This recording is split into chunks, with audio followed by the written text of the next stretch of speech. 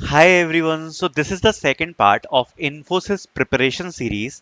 First of all मैं आप लोगों को ये बता देता हूँ कि जो फर्स्ट पार्ट था वो हमने डिस्कस किया था और आप लोगों ने उस पर बहुत ही ज़्यादा अच्छा रिस्पॉन्स दिखाया। ये वाला पार्ट था फर्स्ट पार्ट प्रिपरेशन सीरीज का। और अगर आपने ये नहीं देखा है तो आप इससे ही स्टार्ट करना, बिकॉज ये सेकंड सेट होने वाला है। एक सेट हमने इस वाले पार्ट में सॉल्व कराया था which was the first part. उसके बाद आप ये सेकंड पार्ट के साथ कंटिन्यू करना, जिससे आपका फ्लो जो है वो अच्छा बन जाएगा। सेकंड सेट हम इसमें सॉल्व करने वाले हैं एंड हमारा प्लान ये है कि 4 सेट्स में आपको सॉल्व करवाऊंगा सूडो कोड्स के, और उसके बाद मैं आपको इंग्लिश ग्रामर और इंग्लिश रिटर्न टेस्ट के भी कुछ सेट्स को सॉल्व करवाने वाला हूं। सो सूडो कोड का जो पार्ट सेकंड है वो हम इस वीडियो में लेकर आए हैं। और आप लोगों को पता ही है कि आपको करना क्या है। ये जो प्रिपरेशन सीरीज की वीडियोस हैं, मेक श्योर कि आप इस पर ज्यादा से ज्यादा सपोर्ट दिखाएं, ज्यादा से ज्यादा लाइक करें, जिससे और भी पार्ट्स में जल्दी जल्दी आप लोगों के लिए लेकर आऊं। बिकॉज इन्फोसिस की प्रिपरेशन सीरीज हमने ऑलरेडी स्टार्ट कर दी है। This is the second part, first part already live है।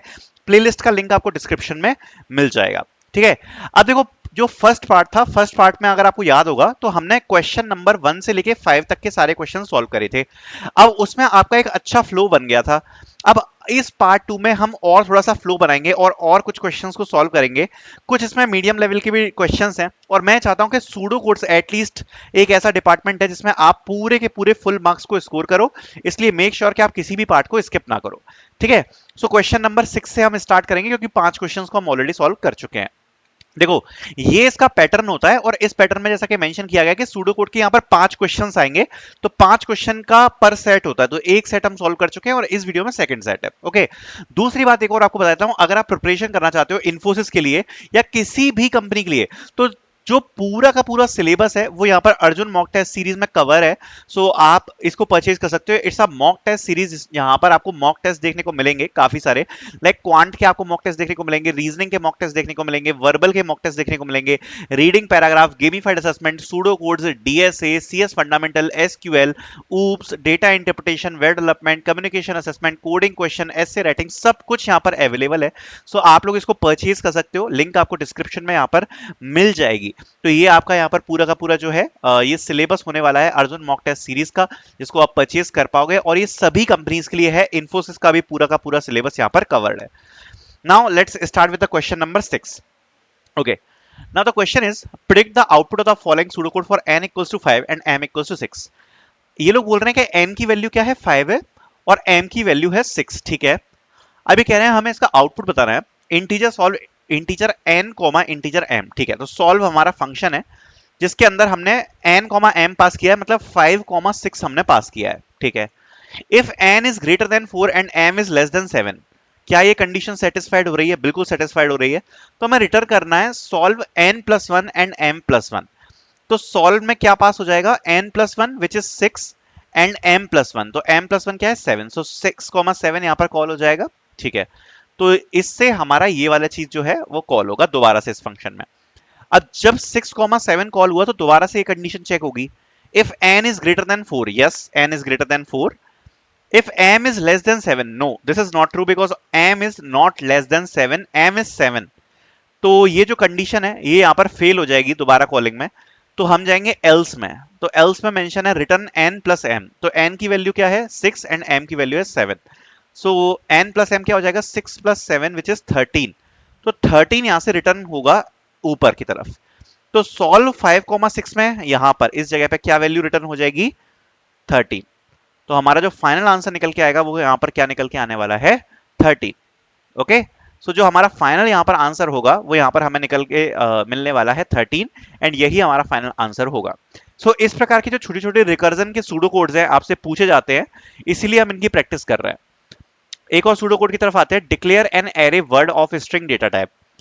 एक एरे हमें डिक्लेयर डिक्लेयर करना है वर्ड, और ये किसका है? स्ट्रिंग डेटा टाइप का है। ठीक है, declare a variable l, take a string as input in the word, for l 0 to the length of word. मतलब l का लूप चल रहा है 0 से लेके जो भी स्ट्रिंग की लेंथ है वहां तक, तो n-1 आप बोल सकते हो, मतलब लास्ट तक जा रहे हैं। ठीक है, print word l। So word of l को हमें प्रिंट करना है जो 0 से स्टार्ट हो रहा है n-1 तक। तो जो पूरी ओरिजिनल स्ट्रिंग है वही प्रिंट होगी। करेक्ट, तो जो पूरी स्ट्रिंग है वो यहाँ पर प्रिंट हो जाएगी। ठीक है, सो यहाँ पर एक चीज क्या थोड़ी सी कंफ्यूजिंग है वो मैं यहाँ पर क्लियर करूंगा, ध्यान से समझना। सपोज एक स्ट्रिंग है हमारी, एंड वर्ड में हमारी स्ट्रिंग यहाँ पर स्टोर्ड है एंड सपोज स्ट्रिंग की वैल्यू है एप्पल, ठीक है। अब ध्यान से समझना, यहां पर अगर आप देखोगे तो इसकी लेंथ क्या होगी, 1 2 3 4 5, ठीक है। अब यहां पर हम कर रहे हैं लेंथ ऑफ वर्ड -1, मतलब 5 - 1, तो कहां तक जाएंगे हम, 4 तक। तो काफी बच्चे क्या समझते हैं, अगर हम 4 तक जा रहे हैं तो ये जो लास्ट वाला है ना ये एक्सक्लूड हो जाएगा, जबकि सूडो कोड में आप एक चीज देखना, जहां तक 2 लिखा है वो हमें इंक्लूड करना पड़ता है। तो इसमें लिखा है 2 लेंथ ऑफ वर्ड -1 मतलब 4, तो 4 यहां पर इंक्लूड होगा। सो 0 1 2 3 4 मतलब जो लास्ट वाला कैरेक्टर है वो भी यहां पर इंक्लूड होने वाला है। काफी बच्चे जैसे ये कंफ्यूज करने के लिए यहां पर पता है क्या लिख देंगे ऑप्शन में, it removes it removes last letter of the string, तो काफी बच्चे उसको चूज करके आएंगे। जबकि अगर 2 लगा होता है ना, तो 2 का मतलब क्या है कि जो भी यहां पर दिया हुआ है वहां तक आपको लेकर जाना है। सो लेंथ ऑफ वर्ड -1 लिखा है मतलब आप उस पोजीशन तक जाओगे, इसलिए इसका जो आंसर है वो प्रिंट होके यहां पर क्या आने वाला है, it prints the original strings. Next की बात कर लेते हैं, 8th क्वेश्चन है जिसमें दिया है integer x, y, z, set x equals to 10, y equals to 16 and z equals to 3। देखो इस क्वेश्चन को हम हवा में करने की कोशिश करते हैं, हवा में। अब हवा में करने की मैं क्यों कह रहा हूं, मतलब बिना पेन का यूज किए मैं समझा रहा हूं कैसे करते हैं सॉल्व, बिकॉज जब इन्फोसिस का एग्जाम होगा तो आपको तो लिखने का कुछ होगा नहीं ना सिस्टम, आपको हवा में क्वेश्चन सॉल्व करना पड़ेगा। तो देखो एक बार हवा में सॉल्व करते हैं। सो ध्यान से समझना, मैं पेन का यूज नहीं करूंगा कुछ भी समझाने के लिए, तो यहां से हम स्टार्ट करेंगे। Set x equals to 10, y equals to 16 and z equal to 3, ठीक है, समझ में आ गया। अब यहां पर कंडीशन दी है x is greater than y, तो let's check here if x is greater than y, no, क्योंकि x की वैल्यू 10 है, y की 16 है, तो हम जाएंगे एल्स में। अब एल्स में लिखा है y equals to x divide by 2, so y की वैल्यू यहां पर क्या है, 16, ठीक है। और यहां लिखा है y equals to x divide by 2, x की वैल्यू क्या है 10, तो y की जो वैल्यू है वो क्या हो जाएगी 5। याद रखना y की वैल्यू क्या हो जाएगी 5। मैं लिख इसलिए नहीं रहा हूं बिकॉज़ इन्फोसिस के एग्जाम में भी आपको ऐसे दिमाग में चीजें रखनी पड़ेंगी, ठीक है। तो y की वैल्यू कितनी हो गई यहां पर 5, ठीक है। अब इसमें लिखा है एंड इफ, ठीक है, तो यहां पर ये वाला जो इफ है स्टेटमेंट ये क्लोज हो जाएगा, ये वाला। If z is greater than y, तो z की वैल्यू है 3 एंड y की वैल्यू अपडेट होकर क्या हो चुकी है 5, क्या z y से ग्रेटर देन है, नहीं है। Else y equals to z divide by 2, तो z की वैल्यू क्या है 3, तो y की वैल्यू क्या हो जाएगी 1, तो y की वैल्यू अपडेट होकर 5 हुई थी और अब हो जाएगी 1। और लास्ट में लिखा है print x plus y plus z, तो x की वैल्यू क्या है 10, y की वैल्यू अपडेट होकर क्या हो गई 1 और z की वैल्यू क्या है 3, सो 10 प्लस 1 प्लस 3 विच इज 14, सो 14 हमारा आंसर होगा। ये हमने पूरा हवा में सॉल्व किया बिकॉज इन्फोसिस में आपको ऐसे ही सॉल्व करना पड़ेगा, तो मैं प्रैक्टिस करवाना चाह रहा था आपकी, ओके। अब मैं एक बार इसको लिखकर एक्सप्लेन कर देता हूं कि क्या हुआ है। सबसे पहले पहली कंडीशन में जाते हैं, if x is greater than y, x की वैल्यू 10 है, y की वैल्यू 16 है, तो ये कंडीशन फॉल्स हो गई। एल्स हो गया y equals to x divide by 2, so y की वैल्यू यहां पर अपडेट होकर क्या हो जाएगी x divide by 2 which is 10 divide by 2 which is 5, तो x की वैल्यू तो अभी कितनी है 10 है, y की 5 है और z की कितनी है 3। अब नेक्स्ट कंडीशन में गए, if z is greater than y, तो z की वैल्यू क्या है 3, if it is greater than y, तो ये कंडीशन तो फॉल्स हो जाएगी। Else y equals to z divide by 2, तो z की वैल्यू क्या है 3, डिवाइड बाय 2 कितना हो जाएगा 1, सो यहाँ पर x की वैल्यू रहेगी 10, y की वैल्यू कितनी हो जाएगी 1 और z की वैल्यू रह जाएगी 3, और लास्ट में हमें क्या प्रिंट करना है x plus Y plus Z, मतलब 10 प्लस 1 प्लस 3, करेक्ट। तो आंसर हमारा क्या हो जाएगा यहाँ पर 14, सो यही हमारा आंसर यहाँ पर प्रिंट हो जाएगा, ठीक है। नेक्स्ट क्वेश्चन करते हैं, what will be the output of the following pseudo code 5 4 3 2 1, ठीक है। इनिशियलाइजेशन किया है i टू n तक, i की वैल्यू 0 से n-2 जा रही है। अब देखो n-2 जा रही है मतलब क्या, ये वाला जो एलिमेंट है वो यहाँ पर कैलकुलेट होगा, मतलब ये वाला जो एलिमेंट है ये इंक्लूड किया जाएगा, ठीक है। 0 से लेके मतलब स्टार्ट यहाँ से होगा और इस जगह तक जाएंगे हम।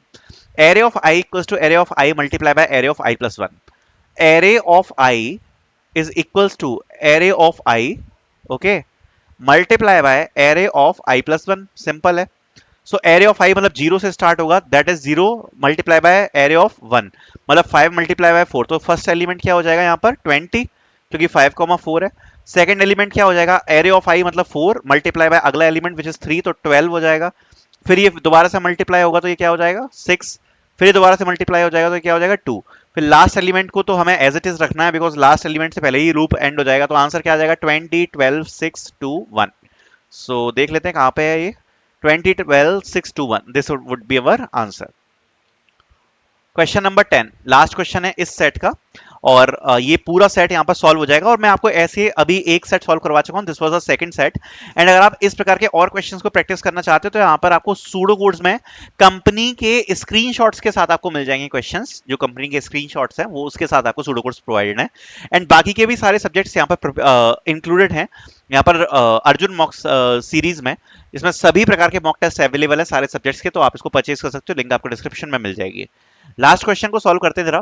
Calculate the output of the following pseudo code, w equals to 21 and x equals to 11। ठीक है, अब इसको भी हवा में करना है, चलो लेकिन अभी पहले मैं लिख के ही समझा देता हूं, हवा में तो कर लेंगे बट समझा देता हूं। ठीक है, for each y from 21 to 30, मतलब y की जो वैल्यू है वो 21 से लेके 30 तक लूप करेगी। For each z from -1 to 0, मतलब z की वैल्यू -1 से कहां तक जाएगी, 0 तक, मतलब कितनी बार लूप चलेगा, -1 पे चलेगा और 0 पे चलेगा। w इक्वल्स टू, मतलब दो लूप्स हैं, ये आउटर हो गया ये इनर हो गया, w equals to w minus 1, so w की वैल्यू क्या है 20, so 20 minus 1 20 sorry 21, so 21 minus 1 क्या हो जाएगा 20, तो w की वैल्यू क्या हो गई 20। If w is greater than y, so w की वैल्यू क्या है 20, if it is greater than y, y की वैल्यू यहां पर क्या है, y की वैल्यू हमारी चालू हो रही है 21 से, ठीक है, so it is not greater than y, सो ये यहां पर कंडीशन फॉल्स हो जाएगी। ठीक है, तो हम जाएंगे, तो फिर हमें क्या करना है, w इक्वल्स टू 1, सो अब w की वैल्यू अपडेट होकर क्या हो जाएगी 1। If w is greater than z, jump out of loop, so w is equals to 1, jump out of loop, मतलब जो इनर लूप है वो ब्रेक हो जाएगा, बिकॉज z की वैल्यू क्या यहाँ पर क्या है -1, सो ये आउट ऑफ लूप यहाँ पर जंप कर जाएगा।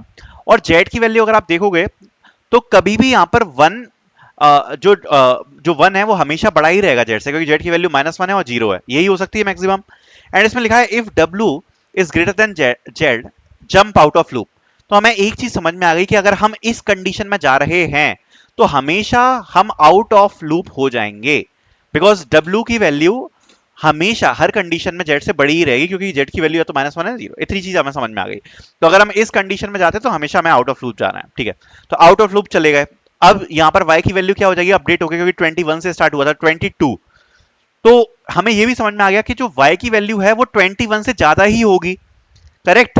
एंड w की वैल्यू यहां पर हमने क्या इनिशियलाइज कर दी थी 1, करेक्ट, 1 यहां पर इनिशियलाइज कर दी थी, तो ये वाली जो कंडीशन है ये हमेशा ही फॉल्स होने वाली है, ये वाली, क्योंकि w equals to w minus 1, तो हमने यहां पर वैल्यू क्या कर दी थी असाइन 1, सो 1 माइनस 1 कितना हो जाएगा 0, क्या 0 बड़ा है y से विच इज 22, और आगे फ्यूचर में भी जाके जो y की वैल्यू है वो बढ़ेगी लूप में, करेक्ट।